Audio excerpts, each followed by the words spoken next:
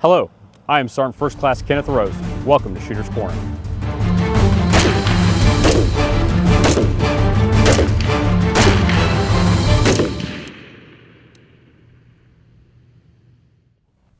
Welcome to this edition of Shooter's Corner. Today we're going to talk about the three firing positions: the standing, the kneeling, and the prone position. First, let's talk over the standing. Whenever coaching a position, I like to start with the feet and work my way up to the head. First, Specialist Cleland's going to move into an aggressive athletic stance. His feet are going to be about shoulder width apart, with his non-firing foot slightly in front of the firing foot. A slight bend in the knees and a slight bend in the waist.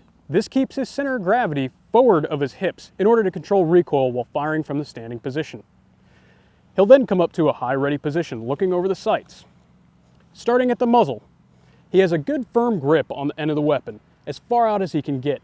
This allows him to control between targets quickly as possible while mitigating the recoil. His elbow will be aimed out. This helps to control the recoil of the rifle. His firing side grip, he will have a firm, high, handshake grip on the pistol grip with natural trigger finger placement.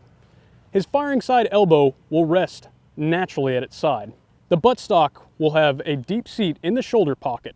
His head will rest naturally on the buttstock in order to see through the sights. He'll allow the weight of his head to rest on the buttstock and act as a third hand to help control recoil. From this position, he can engage targets or, if necessary, move into another position. Next, I'd like to talk about the kneeling firing position.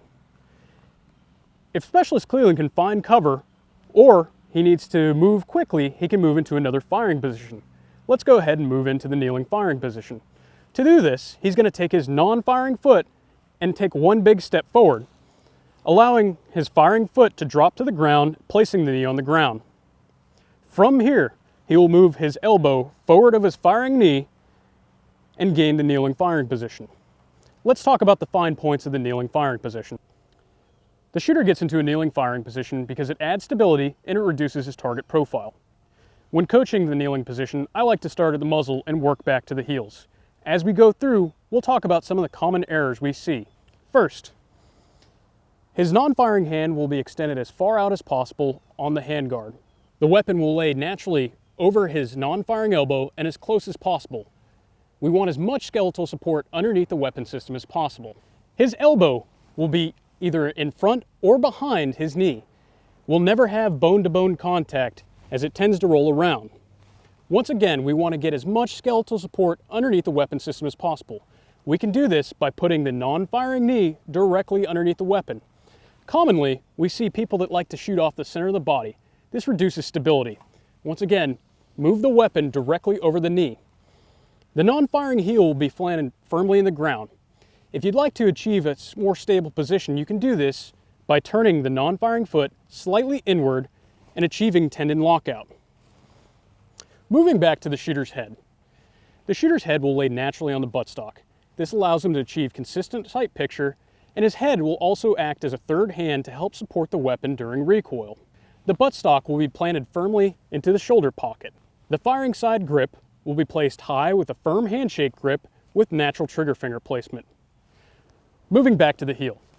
There are two positions the heel can be planted in. He can either keep his toes planted in the ground and sit on the heel, or he can roll his heel outward and sit on it. This adds greater stability, however, it's slower to get out of this position and move. Lastly, I'd like to talk about natural point of aim. This is a great position to teach it in, as it's crucial to getting consistent hits on target. I like to teach natural point of aim by talking about the Little Green Army Men. If you remember the Little Green Army Men, they were planted fixed on a base, and in order to aim them at a target, you had to turn them. By doing this, it reduces muscle tension in the shooter's position, ensuring that after recoil, the weapon comes onto target the same way every time. If my shooter would like to turn to another target, he's going to pick up his entire base and shift his body. Cleland, shift to the next target on the left. Cleland, shift back to the right. As you can see, he moves his entire base, not just the weapon. If the shooter would like to adjust the elevation of the gun, up or down, he can do so by moving his non-firing hand forwards or backwards on the handguard of the weapon. One of the best ways to practice the kneeling fire position is through dry fires. By simply getting down with an unloaded weapon and sitting in this position, it will become more comfortable and easier to assume. Next, I'd like to talk about the prone firing position. This is the most stable position and the safest position as it reduces the shooter's target profile to its lowest place. We like to teach getting into the prone position from the standing. We use the pin, post, and sprawl method. First, he's going to take his non-firing hand, extending it out. His firing hand will remain safely on the grip by bending at the knees and placing his non-firing hand on the ground and then shooting his feet back, almost like a burpee. He's now going to lower his body into a prone firing position. I like to start teaching the prone at the muzzle and working my way back to the feet. First, his hand is extended as far out as possible on the handguard. A firm grip will allow him to control recoil. The weapon is straight up and down. Some shooters have a tendency to cant their weapon. As a coach, I ensure that the front sight post is directly up and down and perpendicular with the environment. Moving back, his non-firing elbow is placed on the ground. The magazine. This is a common misconception, and we hear it a lot, that the magazine can't be placed on the ground. Well, it can, and it's a great way to increase support while firing from this position. Malfunctions caused by magazines are simply because the magazines are bad, not by placing them on the ground.